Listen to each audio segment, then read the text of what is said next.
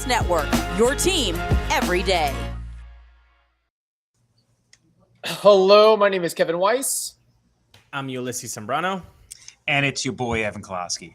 Wearing a black dress shirt. That's I haven't right. seen that in a while from Closky. Yeah, it's tough to pull off, but you know. You look Boy, like does it real well. I got the chops. You look like a server at a steakhouse, but I'll digress. Not with this skinny tie. Fair. We are the host of the Locked On Steakhouse, Locked On Rays podcast, I should say. Part of the Locked On podcast. Hey, if it's Burns, I think you know, let's get that advertising money in there. Yeah, that's right. That's right. We're gonna cut that. We're gonna bleep that out, by the way, until they start paying up here. Part of the Locked On Podcast Network. It's the off season, folks. Thank you for making Locked On Rays your very first listen every day. And remember, Locked On Rays is free and available on all platforms, including YouTube at Locked On Rays. You can also follow us on Twitter and Instagram at Locked On Rays, and email us anytime, lockedonrays@gmail.com. Who knows? Maybe Burns Steakhouse will hire us for a live remote while people are trying to enjoy fancy steaks and fancy wine and fancy drinks and fancy desserts. And then they hear us yammering lads going about it, talking Rays baseball. Well, I don't care. I'll sit outside. They can give me the food there. I mean, what could go better than with like a nice steak and then baseball trivia and name that war? I mean, I can't see a better pairing than that, honestly, to be quite frank. A great pairing would be if the new Rays Stadium would be somewhere in the vicinity of Burns compared to across the bridge. Right, boys? Yeah, that would be nice. A discussion we've had how many years? You guys have been doing it longer than I have. I believe the first time we had you on the show, Evan, one of our biggest topics was the stadium situation, and it's a never-ending situation, and it's a never-ending topic. And last week, there was a survey sent by MLB that kind of triggered some questions on what is going on. First of all, did both of you, none of you, one of you get this survey? Unless it went to my spam, I did not get it. Ditto. I did not receive a survey, so I don't know if it's reserved for season ticket holders or if you have to opt in to the Rays newsletter. I'm not sure. I couldn't find the survey anywhere. I went to the Rays website. I went to Mark Topkins' blog, and outside of the screenshot that's on the Locked On Rays Twitter page, this survey is nowhere to be found. You would think that they'd want people to take the survey and make it easily accessible, but evidently not.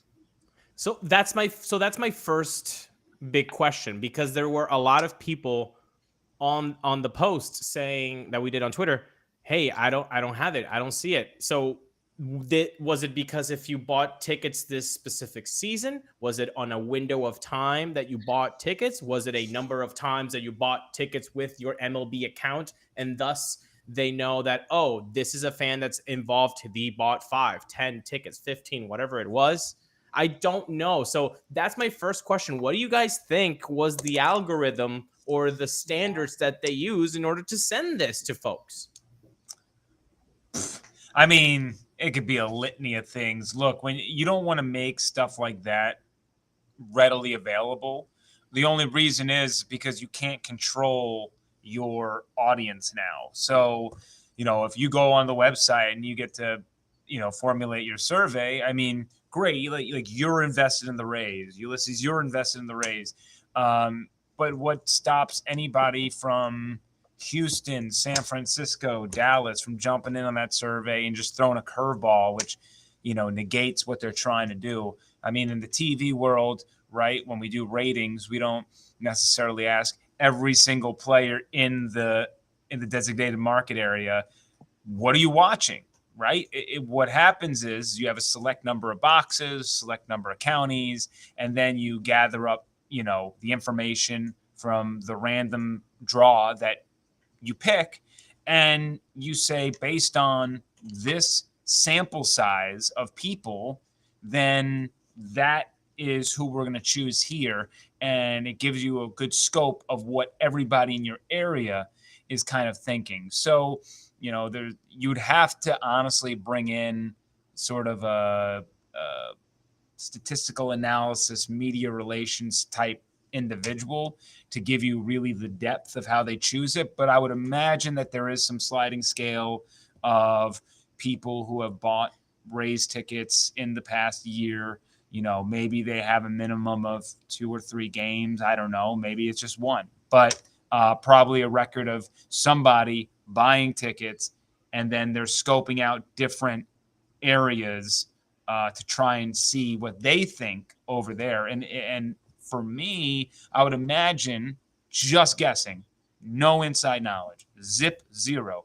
If it was me doing the survey, I would probably want to pepper the Tampa area more than St. Pete. I know what my demo is there, right? I've been living there for, 20 plus years, 30 plus years, whatever. But I want to see what people in Tampa think and what their thoughts are and hear what they have to say if they so choose to go on the other side of the bridge. Yeah, Ulises, I don't know if you heard from listeners on whether they did or did not get the survey. I bought tickets to spring training game or games this season. I don't believe I bought a regular season ticket. I went on somebody else's behalf, but over the last couple of years, I've bought tickets to myriad Rays games. I can't recall which zip code I put in, but I would think that somebody who's spent the amount of money on Rays tickets and or merchandise over the past 2, 3, 4 years, that I would have access to this thing. That's like it sounds like you sound like a guy who's bought like a crap ton of lotto tickets and then say, I don't get it. Like, I am buying the most lotto tickets out there. Why am I not winning the damn lotto? I get you know what? I take that back. Because I did go to a Rays game. I must have bought tickets to a Rays game this season because I got a survey, and I think we talked about it. Yeah, you did. On an episode. It was basically a post game. How was your fan experience? Yeah, I think it was a Blue Jay series that you went to. I think you went to a Blue Jay series. I remember you saying something like this. Yeah. And you talked about the parking. I don't know. I would think that they would want to spread the survey around, unless they're just focusing on, because Ulises, you are a season ticket holder now. But the cheap one, the one that's like flexible. So like it's the one you put like $500, and then you can just like pick your games whenever you want to go. It's not like any premium. It's like the cheapest season ticket holder they have, and I'm like, all right, I'll take that one. So it's that one. But again, like, I don't know. With what Evan said, and from my stats knowledge from high school and college, like, it would seem to me that you would open up a little bit more than just the season memberships, that you have. Like, there must be just some one game ticket people that got the email. Like, that's no way of actually doing a survey to just go into a niche group of people. Like, that's and to be 100% honest, again, this is now just getting into the psychological side of my brain.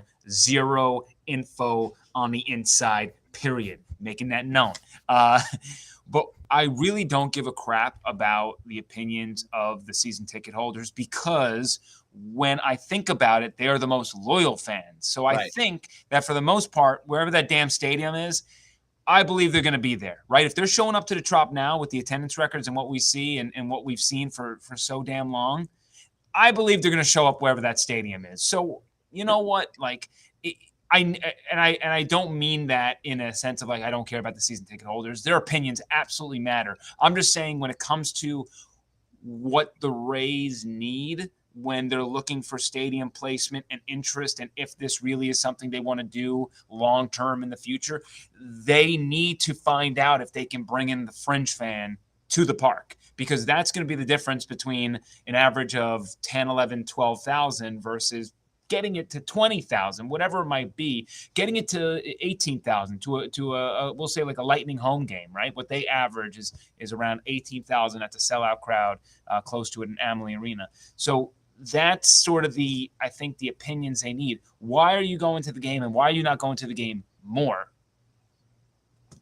And we'll continue on this because it is a fun, interesting topic, and maybe get into the survey a little bit, because I didn't get it, and neither did Closky, evidently. So I guess Ulises is the only one that can give us the hard-hitting questions and in-depth analysis from this survey. But first, we have to tell you about the commuter shirt from Rhone. The commuter shirt can get you through any workday and straight into whatever comes next. Head over to rhone.com/lockedon and use promo code LOCKEDON to save 20% off your entire order. That's 20% off your entire order when you head to rhone.com/lockedon and use code LOCKEDON. That's LOCKEDON. It is time to find your corner office comfort with Rhone. I just scrolled through my emails, my junk, and my general inbox, and no survey to be had. I got a lot of listener emails. I'm getting the Adam Berry MLB.com Rays updates. I would think that if I'm subscribed to that, I should be entitled to your Pittaline survey, but I guess salty, so salty. Now maybe this is a situation where the Rays want to get the perspective of the super hardcore, the season ticket holders, the people that are totally invested. And then once they get that focus group taken care of, they send it out to the masses, the peasants, the peons. See, to me, I think the season ticket holders are more, I would have them in more of like a town hall setting. Like I really want to see them get their opinions in person and kind of just sift through it like that. You have to understand what they are searching for. This isn't a best fan competition. This is more so, what are we trying to do here? What information are we looking for? What is our end result? And as I said, I mean, there are things that need to be improved with the Rays experience. We all know that for sure. But, it's what is their end goal in sending this survey? And without that answer, we can't necessarily land on why emails are going here or there. But to point at that, we had one listener who doesn't reside in the U.S. of A. And I don't know how many games this person has gone to. They received it. They DM'd us. They're definitely not a season member. So there's a weird algorithm that happened for anybody to get this. So I feel like we won't know the answer, but the questions inside the survey were very telling.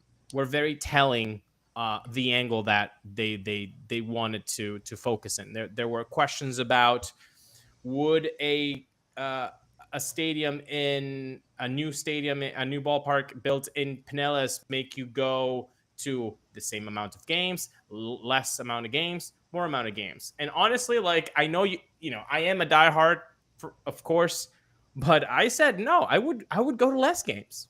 I would go to less games in because I would feel like I was let down by building. So I said no. I would go to less games. And then the same question: what would you do if there was a new ballpark in Tampa? I would go to more games. They asked, are you a member, season member, or no? I said yes. And then the next question was, how many do you go per year? Would that number increase if the stadium were in Tampa? I said, hell yeah, I would go to more games. Heck, if you build it in Ybor or downtown, I might as well take the tram or take my bicycle and go to the stadium that way. Like, I mean, so that's the type of questions that they were asking. But the very intriguing part of it all, and I want to get your take on it, is they mentioned Texas Live, which I know Kevin has gone to personally. I believe you as well, maybe Evan. I might be misremembering. Texas Live, the Battery in Atlanta, Georgia, and in the Colorado Rockies Stadium. Mm-hmm. They were saying how it's ingrained into the city. Would that be appealing? Would that make you go to more games if a stadium was built with that in mind? So. And everybody loves the Battery. I mean, the Battery, though, in Atlanta is, it's beautiful. It is definitely a ways away from the city. Now, it doesn't necessarily mean it's bad or whatnot, but it's in the burbs. Coors Field is fantastic. That location is just awesome. I mean, for me, that's like saying you're putting, the Rays ballpark in Sparkman Wharf. And if you're able to minimize that gap there between Ybor and Sparkman and make something of it, it might just be a little bit too far. But if you have that tram, what they have cutting down there, if you're able to make the last stop the new stadium, then I think you've pretty much made that. You made it easy on all the fans, and now you've interconnected the stadium to what makes downtown Tampa so exciting and so lovable and young and vibrant. Have not been to the Texas area, which is funny because the one place I have not been working there, working in the state of Texas. I have not seen that, but man, it's tough to imagine like you revitalized Ybor a little bit more. That's not going to. First off, it's going to help out the area significantly. Right. B, it's also going to drive more traffic to the stadium. If it's in Ybor, man, it's going to be beautiful. You're going to have the water behind you. You can do so much with that. The big hurdle is, again, out of all these illusions and these dreams and these hopes and these wishes, is where do you get the money?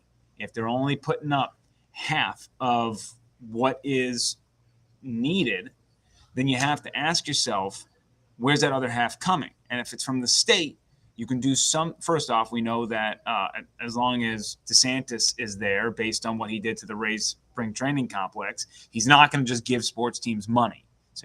So we know that now. How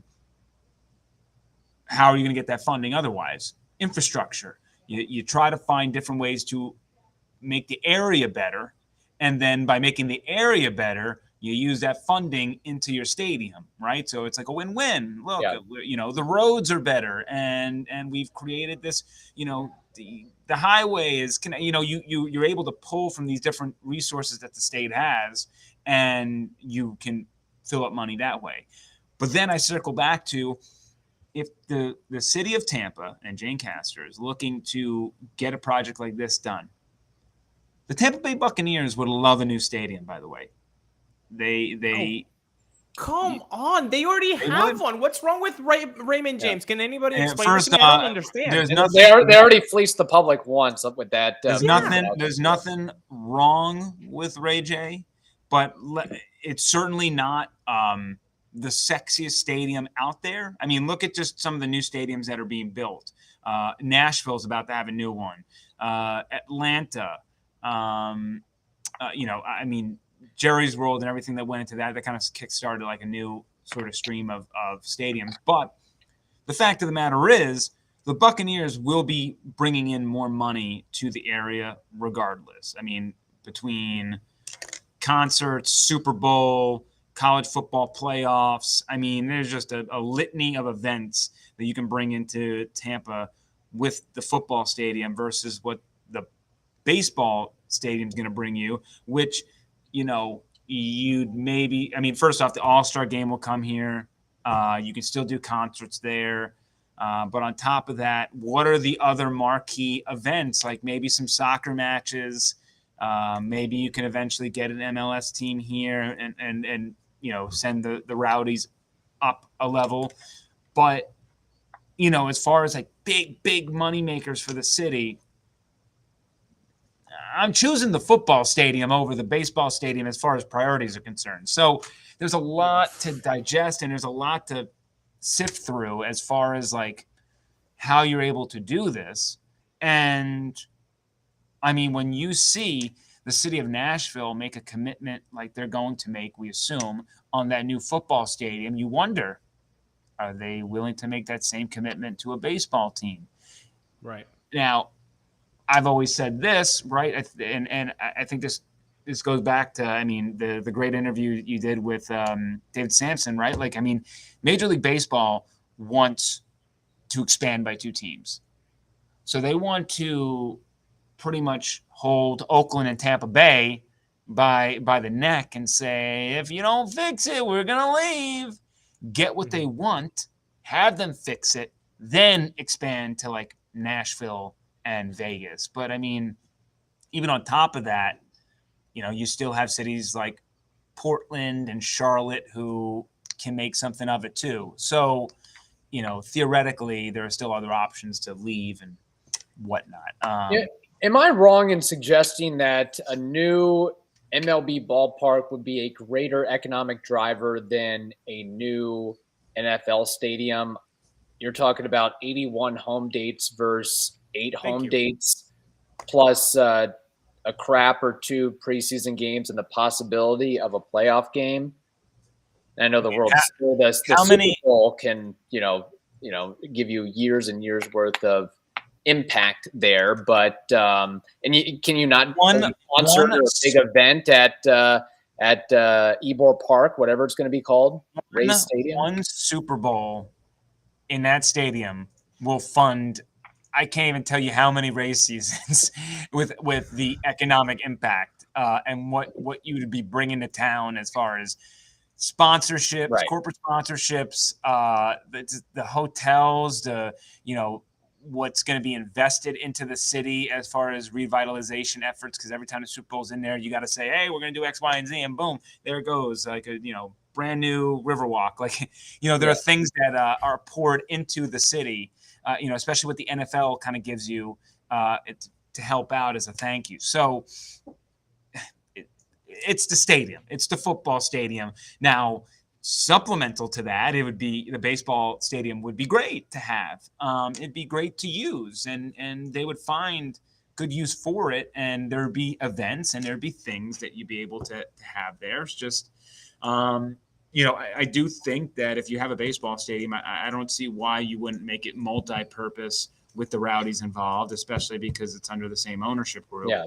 So that to me, that seems one of the two. You have, Yankee Stadium, so prestigious, right? They host NYFC matches. Like, don't they do the Pinstripe Bowl? Yeah, they do all that stuff. 2 crappy college football teams that barely finished. Totally. And you can also bring back, if Ray J's not open, they used to do that East-West Shrine Bowl game right at the Trop. You can bring that stuff back. There's a lot of creativity you can do in Tampa. Look, and more stuff like that. The weather is going to help you out a lot, and with how SoFi Stadium was built in the way that it's kind of like open air but not. I think that's kind of the future, and what gives maybe the Rays hope that you can have a closed off stadium that's still kind of open air without having the monetary expense of a retractable roof, because you need a roof on top of that building. There is no way around it. The summers suck. Yeah, and that was part of the survey as well. That part of making it multi usage or whatever the word is, and different seating. That's the one that got me too. There were like spring training type of lawn seats available. Like, can you rank these types of seating? Like a suite, a luxury suite, and normal ballpark chairs, and lounge tables, and then the berm. I think berm is the type of calling that the berm seating, bleachers.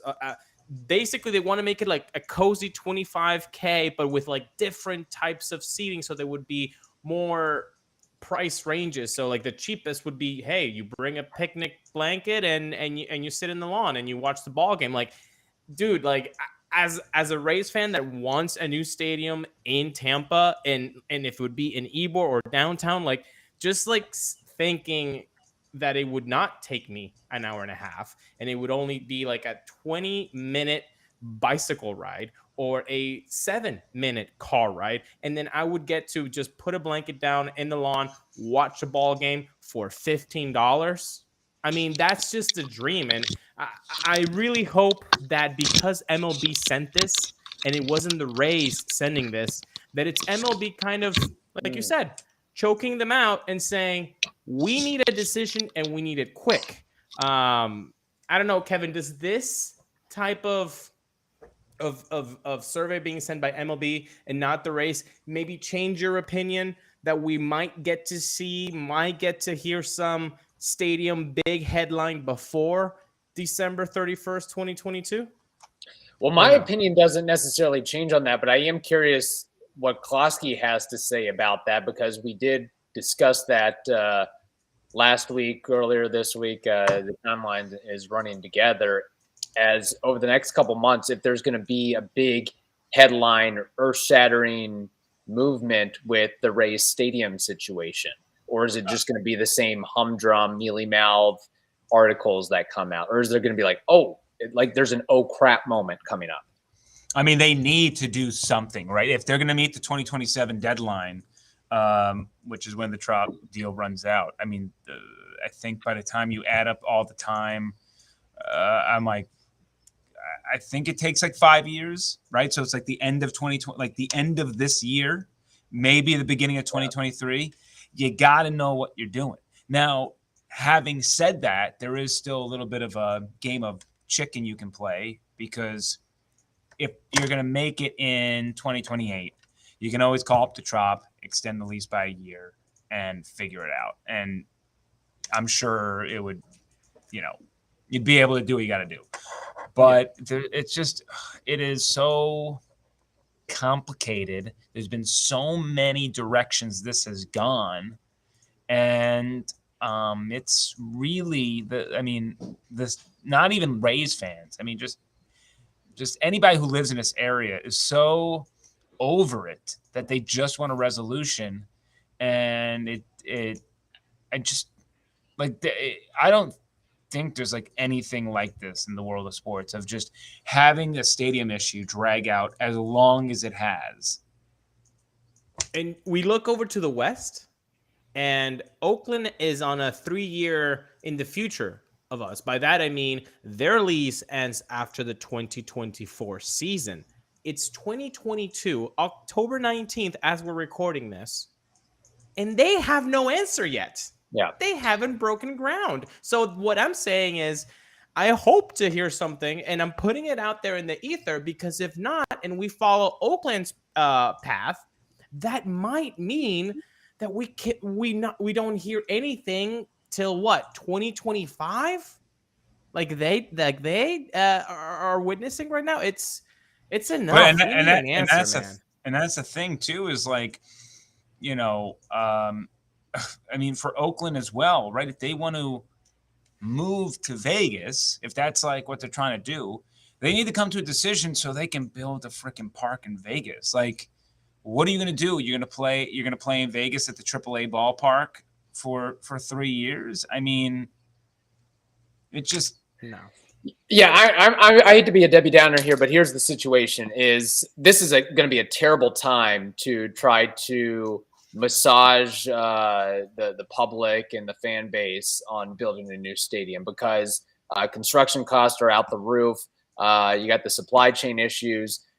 We could be headed towards a recession. Not only that, I mean, taxpayers don't want to pay any more taxes, whatever it is. They, like I mentioned a couple of days ago, they don't want to increase taxes in Hillsborough County to pay teachers more. So Stu's going to have to come up. They're going to have to get creative about how they're going to finance this thing. I'm just saying. I mean, at least until, How much money could you get from tourist tax? I wish one of us was a lawyer. You could probably. I mean, get a point for that, right? You can get. I mean, yeah, that's of course. I mean, adding a couple of pennies to that's an easy solution to an extent.